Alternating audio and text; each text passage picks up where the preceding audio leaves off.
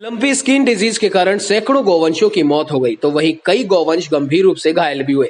ऐसे गौवंश के लिए आइसोलेशन वार्ड बनाया गया है। इस वार्ड में कई गौवंशों को राहत भी मिली है और कई यहां से स्वस्थ होके भी गए, लेकिन अभी भी कई गौवंश वहां गंभीर हालत में भर्ती हैं। इसके बावजूद जिला प्रशासन की ओर से आइसोलेशन वार्ड में भर्ती गंभीर गौवंश को अन्य स्थानों पर शिफ्ट किया जा रहा है, जिस कारण उनकी स्थिति और खराब हो रही है।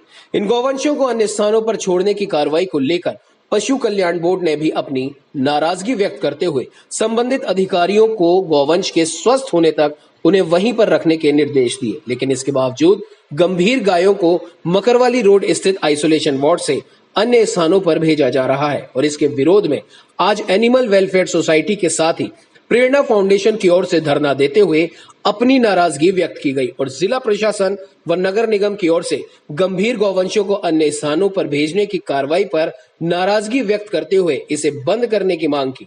उन्होंने कहा कि जब तक गौवंश स्वस्थ नहीं हो जाते इन्हें यहीं पर रखना चाहिए, जिससे उन्हें जल्द से जल्द स्वस्थ किया जा सके। तो वहीं संस्था की ओर से गायों के लिए गौचर भूमि चिन्हित करने की भी मांग की, जहां गंभीर बीमारी का इलाज किया जा सके और वो वहीं पर रह सके। अजमेर शहर के सभी नागरिकों को दिशा आरसीडी समाज सेवी संस्था की ओर से दिवाली की हार्दिक शुभकामनाएं। और हम यही कामना करते हैं कि जैसा कि 2 साल के बाद हम लोग फिर से खुशियां मना रहे हैं कोरोना काल के बाद से, तो सभी लोगों से निवेदन है कि सुरक्षित रहकर दिवाली मनाइए। लंपी का निदान करना बहुत राष्ट्रीय स्तर पर एक महत्वपूर्ण योजना रही और उसके निष्पादन के बाद में अब जबकि ये देख रहे हैं कि उनके बहुत सारी गायों के वुंड्स भी हैं, घाव हैं, उनके कीड़े पड़े हुए हैं, निशक्त हो रखी हैं, उनको यहाँ से हटाया जा रहा है, तब जबकि animal welfare board of India Bharat की बहुत प्रतिष्ठित संस्था जो कि पशु सेवा के लिए ही स्थापित की गई है, उसका आदेश यहाँ के कलेक्टर को मुखातिब करके लिखा गया है कि वो किसी भी हालत में कलेक्टर साहब को और जो चीफ फंक्शनरी हैं यहाँ पे काम करने वाले उनके नाम से लिखा गया है कि आप इस बात की ताकीद करेंगे कि गोचर भूमि चिन्हित करेंगे और यहाँ से जानवर केवल उस गोचर भूमि पे जाएंगे। मुझे खबर लगी कि यहाँ से गायों को हटाया जा रहा है। मैं यहाँ पर आई, परसों यहाँ पे 68 गायें थी, आज आके देखा तो केवल 33 गायें और अभी आपके सामने एक गाय ने बच्चियाँ दी है। ऐसी स्थिति में जब इनसे पूछा मैंने ब्रिजमोहन जी से कि मुझे बताइए किसके आदेश पे ये हो रहा है, मैं मान के चलती हूँ क्योंकि कलेक्टर साहब को वो लेटर सर्व हो गया है तो उसके ऊपर कार्रवाई करना उनका दायित्व है। उस दायित्व के बाद अगर यहाँ से हटा रहे हैं तो इनको ये नहीं पता किसके आदेश पे कर रहे हैं। यहाँ कोई लिखित आदेश नहीं है। मेरा कंटेंशन ये है कि मुझे वो आदेश चाहिए जिस पर यह हटाया जा रहा है।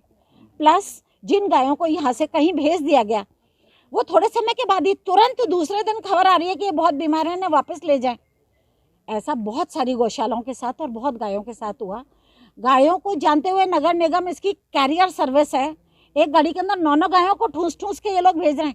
ये खुद कानून का उल्लंघन कर रहे हैं। ऐसे में इनके पास जवाबदेही की कोई बात नहीं है। अभी तक बहुत सारे लोग मेरा विरोध करने के लिए खड़े हुए थे, मुझसे पूछ रहे थे, लेकिन जब मैंने इनसे पूछा कि मुझे बताएं आदेश की प्रतिलिपि, तो क्योंकि जवाब देने की स्थिति में नहीं थी इसलिए चले गए। अब देखिए इनकी अनुपस्थिति में एक गाय ने बच्ची को जन्म दिया है।